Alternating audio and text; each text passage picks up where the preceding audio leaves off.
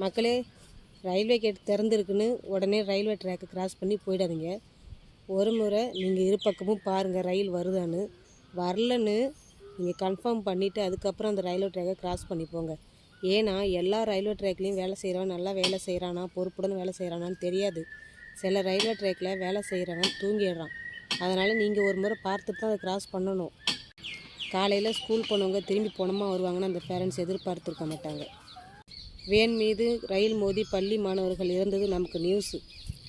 அந்த குழந்தைங்களை இழந்தவங்களுக்கு அது வலி. மக்களாகிய நாம் இந்த வலியை எந்த அளவுக்கு உணர்வோன்னு நமக்கு தெரியாது. ஒரு 10%. ஆனால் அந்த குழந்தை இழந்தவங்களுக்கு 100% வலி அதிகமாக இருக்கும். இந்த நியூஸை பார்த்துட்டு நம்ம ஒரு சில நாளில் கடந்து போயிடுவோம். ஏன்னா நமக்கு அடுத்த நியூஸ் காத்திருக்கு. ஏன்னா 1000 நியூஸு 1000 செய்தி நம்ம காதில் தினம் வந்து விழுது. அந்த குழந்தை இழந்தவங்களுக்கு இந்த வலி எப்போதுமே போகாது.